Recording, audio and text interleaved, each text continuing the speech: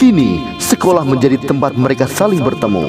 Bagi mereka berdua tak ada teman atau kesenangan lainnya.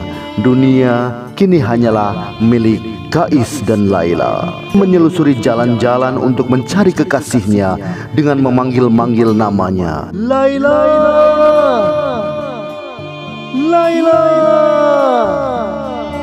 Laila. Wahai Sang Maha Pengasih, Raja di Raja para cinta, Engkau yang menganugerahkan cinta. Aku hanya mohon kepadamu satu hal saja.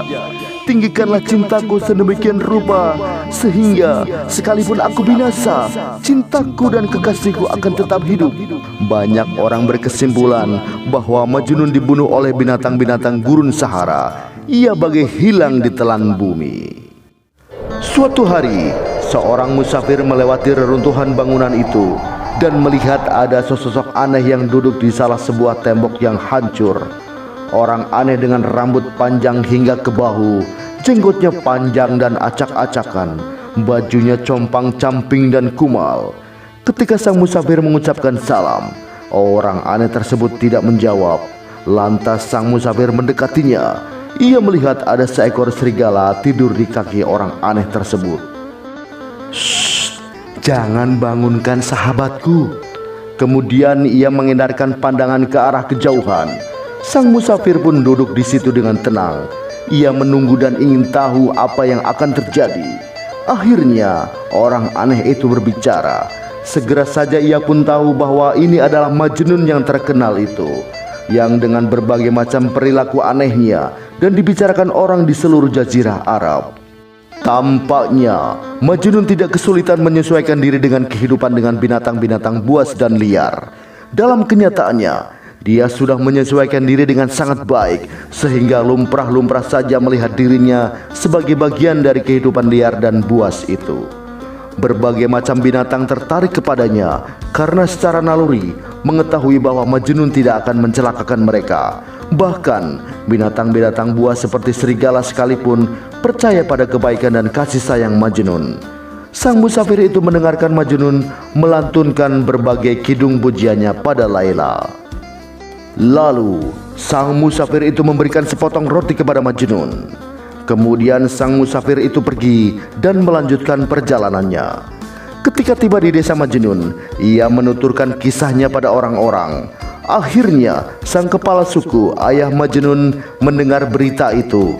Ia mengundang sang musafir ke rumahnya dan meminta keterangan rinci darinya. Merasa sangat gembira dan bahagia bahwa Majnun masih hidup, ayahnya pergi ke gurun Sahara untuk menjemputnya. Ketika melihat reruntuhan bangunan yang dilukiskan oleh sang musafir itu, ayah Majnun dicekam oleh emosi dan kesedihan yang luar biasa. Betapa tidak, anaknya terjerembab dalam keadaan mengenaskan seperti ini. "Ya Tuhanku, aku mohon Engkau menyelamatkan anakku dan mengembalikan ke keluarga kami," jerit sang ayah menyayat hati. Majnun mendengar doa ayahnya dan segera keluar dari tempat persembunyiannya. Dengan bersimpuh di bawah kaki ayahnya, ia pun menangis. "Wahai ayah, ampunilah aku atas segala kepedihan yang kutimbulkan pada dirimu. Tolong lupakan bahwa engkau pernah mempunyai seorang anak, sebab ini akan meringankan beban kesedihan ayah. Ini sudah nasibku, ayah, mencinta dan hidup hanya untuk mencinta." Akhirnya ayah dan anak pun saling berpelukan dan menangis. Inilah pertemuan terakhir mereka. Keluarga Laila menyalahkan ayah Laila lantaran salah dan gagal menangani situasi putrinya. Mereka yakin bahwa peristiwa itu telah mempermalukan seluruh keluarga. Karenanya orang tua Laila memingitnya di dalam kamar. Beberapa sahabat Laila diizinkan untuk mengunjunginya, tetapi ia tidak ingin ditemani. Ia berpaling ke dalam hatinya, memelihara api cinta yang membakar dalam kalbunya. Untuk mengungkapkan segenap perasaannya yang terdalam, ia menulis dan menggubah syair kepada kekasihnya pada potongan-potongan kertas kecil. Kemudian Ketika ia diperbolehkan menyendiri di taman, ia pun menerbangkan potongan-potongan kertas kecil ini dalam hembusan angin. Orang-orang menemukan syair-syair dalam potongan-potongan kertas kecil itu, membawanya kepada Majnun. Dengan cara demikian, dua kekasih itu masih bisa menjalin hubungan. Karena Majnun sangat terkenal di seluruh negeri, banyak orang datang mengunjunginya. Namun mereka hanya berkunjung sebentar saja, karena mereka tahu bahwa Majnun tidak kuat lama dikunjungi banyak orang. Mereka mendengarkannya melantunkan syair-syair indah dan memainkan serulingnya dengan sangat memukau. Sementara aku bintang malam, cahayamu menyurutkan kerlipku yang kelam. Nyala lilin iri padamu, bunga mawar merekah dalam namamu. Terpisah darimu tidak akan pernah. Cinta dan kesetiaanku hanya untukmu. Aku bersumpah, walau tersiksa, aku akan tetap menjadi sasaran cambukmu. Sebagian orang merasa iba kepadanya, sebagian lagi hanya sekedar ingin tahu tentang kisahnya. Akan tetapi, setiap orang mampu merasakan kedalaman cinta dan kasih sayangnya kepada semua makhluk.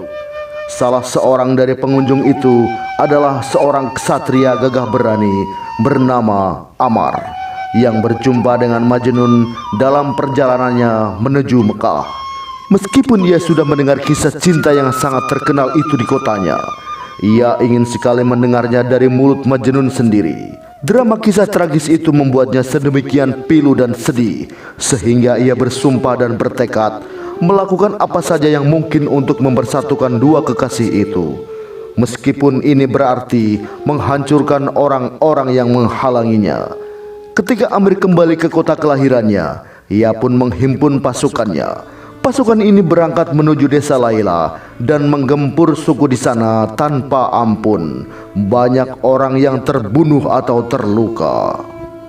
Ketika pasukan Amr hampir memenangkan pertempuran, ayah Laila mengirimkan pesan kepada Amr, "Jika engkau atau salah seorang dari prajuritmu menginginkan putriku, aku akan menyerahkannya tanpa melawan. Bahkan jika engkau ingin membunuhnya, aku tidak keberatan. Namun ada satu hal yang tidak akan pernah bisa kuterima. Jangan minta aku untuk memberikan putriku pada orang gila itu." Majnun mendengar pertempuran itu hingga ia bergegas ke sana. Di medan pertempuran, Majnun pergi ke sana kemari dengan bebas di antara para prajurit dan menghampiri orang-orang yang terluka dari suku Laila. Ia merawat mereka dengan penuh perhatian dan melakukan apa saja untuk meringankan luka mereka. Amr pun merasa heran kepada Majnun. Ketika ia meminta penjelasan ihwal mengapa ia membantu pasukan musuh, Majnun menjawab, "Orang-orang ini berasal dari desa kekasihku. Bagaimana mungkin aku bisa menjadi musuh mereka?" Karena sedemikian bersimpati kepada Majnun, Amr sama sekali tidak bisa memahami hal ini. Apa yang dikatakan ayah Laila tentang orang gila ini akhirnya membuatnya sadar. Ia pun memerintahkan pasukannya untuk mundur dan segera meninggalkan desa itu tanpa mengucapkan sepatah kata pun kepada Majnun. Laila semakin merana dalam penjara kamarnya sendiri. Satu-satunya yang bisa ia nikmati adalah berjalan-jalan di taman bunganya. Suatu hari, dalam perjalanan menuju taman, Ibn Salam, seorang bangsawan kaya dan berkuasa, melihat Laila dan serta-merta jatuh cinta kepadanya. Tanpa menunda-nunda lagi, ia segera mencari ayah Laila. Merasa lelah dan sedih hati karena pertempuran yang baru saja menimbulkan banyak orang yang terluka, pihaknya ayah Laila pun menyetujui perkawinan itu. Tentu saja Laila menolak keras. Ia mengatakan kepada ayahnya, "Aku lebih senang mati ketimbang kawin dengan orang itu." Akan tetapi tangisan dan permohonannya tidak digubris. Lantas ia mendatangi ibunya, tetapi sama saja keadaannya. Perkawinan pun berlangsung dalam waktu singkat. Orang tua Laila merasa lega bahwa seluruh cobaan berat akhirnya berakhir juga. Akan tetapi Laila menegaskan kepada suaminya bahwa ia tidak pernah bisa mencintainya. "Aku tidak akan pernah bisa menjadi seorang istri," katanya, Karena itu, jangan membuang-buang waktumu. Carilah seorang istri yang lain. Aku yakin masih ada banyak wanita yang bisa membuatmu bahagia. Sekalipun mendengar kata-kata dingin ini, Ibn Salam percaya bahwa sesudah hidup bersamanya beberapa waktu lamanya, pada akhirnya Laila pasti akan menerimanya. Ia tidak mau memaksa Laila, melainkan menunggunya untuk datang kepadanya. Ketika kabar tentang perkawinan Laila terdengar oleh Majnun, ia menangis dan meratap selama berhari-hari. Ia melantunkan lagu-lagu yang demikian menyayat hati dan mengharu biru kalbu, sehingga semua orang yang mendengarnya pun ikut menangis.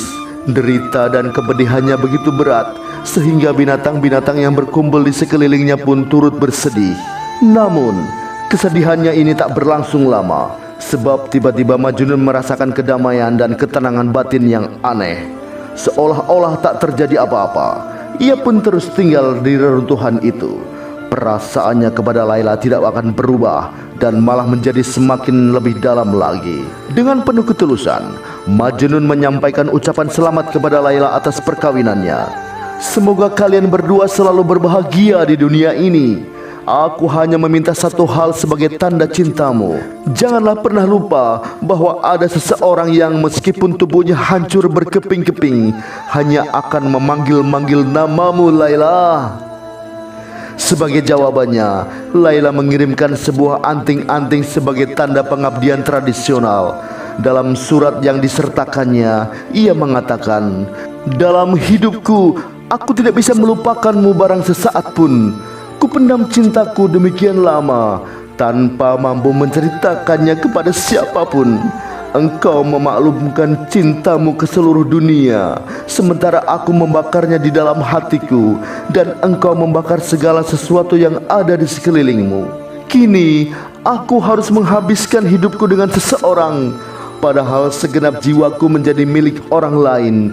Katakan kepadaku, kasih, mana di antara yang lebih dimabuk cinta, engkau ataukah aku?" Tahun demi tahun berlalu dan orang tua Majnun pun meninggal dunia. Ia tetap tinggal di reruntuhan bangunan itu dan merasa lebih kesepian ketimbang sebelumnya. Di siang hari, ia mengarungi gurun Sahara bersama sahabat-sahabat binatangnya. Di malam hari, ia memainkan serulingnya dan melantunkan syair-syairnya kepada berbagai binatang buas yang kini menjadi satu-satunya pendengarnya. Ia menulis syair-syair untuk Laila dengan ranting di atas tanah. Selang beberapa lama, karena terbiasa dengan cara hidup aneh ini, ia mencapai kedamaian dan ketenangan sedemikian rupa, sehingga tak ada sesuatu pun yang sanggup mengusik dan mengganggunya. Sebaliknya, Laila tetap setia pada cintanya. Ibn Salam tidak pernah berhasil mendekatinya. Kendati pun ia hidup bersama Laila, ia tetap jauh darinya. Berlian dan hadiah-hadiah mahal tak mampu membuat Laila berbakti kepadanya. Ibn Salam sudah tidak sanggup lagi merebut kepercayaan dari istrinya. Hidupnya serasa pahit dan sia-sia. Ia tidak menemukan ketenangan dan kedamaian di rumahnya. Laila dan Ibn Salam adalah dua orang asing dan mereka tak pernah merasakan hubungan suami istri. Malahan, ia tidak bisa berbagi kabar tentang dunia luar dengan Laila. Tak sepatah kata pun pernah terdengar dari bibir Laila, kecuali bila ia ditanya. Pertanyaan ini pun dijawabnya dengan sekedarnya saja dan sangat singkat. Ketika akhirnya Ibn Salam jatuh sakit, ia tidak kuasa bertahan sebab hidupnya tidak menjanjikan harapan lagi. Akibatnya, pada suatu pagi di musim panas, ia pun meninggal dunia.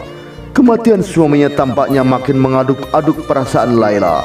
Orang-orang mengira bahwa ia berkabung atas kematian Ibn Salam. Padahal sesungguhnya ia menangis karena kekasihnya, Majnun yang hilang dan sudah lama dirindukannya.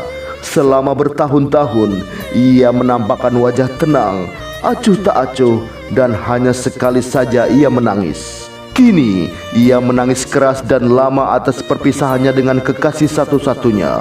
Ketika masa berkabung usai, Laila kembali ke rumah ayahnya. Meskipun masih berusia muda, Laila tampak tua, dewasa dan bijaksana yang jarang dijumpai pada diri wanita seusianya. Sementara api cintanya terus semakin membara, kesehatan Laila justru memudar karena ia tidak lagi memperhatikan dirinya sendiri. Ia tidak mau makan dan juga tidak tidur dengan baik selama bermalam-malam. Bagaimana ia bisa memperhatikan kesehatan dirinya kalau yang dipikirkannya hanyalah Majnun semata? Laila sendiri tahu betul bahwa ia tidak akan sanggup bertahan lama. Akhirnya penyakit batuk parah yang mengganggunya selama beberapa bulan pun menggerogoti kesehatannya. Ketika Laila meregang nyawa dan sekarat, ia masih memikirkan Majnun. Kalau saja ia bisa berjumpa dengannya sekali saja untuk terakhir kalinya. Ia hanya membuka matanya untuk memandangi pintu kalau kekasihnya datang. Namun ia sadar bahwa waktunya sudah habis dan ia akan pergi tanpa berhasil mengucapkan salam perpisahan kepada Majnun. Pada suatu malam di musim dingin, dengan matanya tetap menatap pintu, ia pun meninggal dunia dengan tenang sambil bergumam, "Majnun, Majnun, Majnun." Kabar tentang kematian Laila menyebar ke segala penjuru negeri dan tak lama kemudian berita kematian Laila pun terdengar oleh Majnun. Mendengar kabar itu, ia pun jatuh pingsan di tengah-tengah gurun Sahara dan tetap tak sadarkan diri selama beberapa hari. Ketika kembali sadar dan siuman, ia segera pergi menuju desa Laila. Nyaris tidak sanggup berjalan lagi, ia menyeret tubuhnya di atas tanah. Majnun bergerak terus tanpa henti hingga tiba di kuburan Laila di luar kota. Ia berkabung di kuburannya selama beberapa hari. Ketika tidak ditemukan cara lain untuk meringankan beban penderitaannya, perlahan-lahan ia meletakkan kepalanya di kuburan Laila kekasihnya dan meninggal dunia dengan tenang. Jasad Majnun tetap berada di atas kuburan Laila selama setahun. Belum sampai setahun peringatan kematian ketika segenap sahabat dan kerabat menziarahi kuburannya. Mereka menemukan sesosok jasad terbujur di atas kuburan Laila. Beberapa teman sekolahnya mengenali dan mengetahui bahwa itu adalah jasad Majnun yang masih segar, seolah baru mati kemarin. Ia pun dikubur di samping Laila. Dua tubuh kekasih itu yang kini bersatu dalam keabadian, kini bersatu kembali. Dari kisah di atas dapat diambil hikmah yang baik bahwa cinta adalah karunia Allah. Tetapi janganlah pernah memiliki rasa cinta kepada seseorang yang sedemikian dalamnya, melebihi cinta kepada Allah, atau engkau akan kecewa dan menderita dalam hidupmu.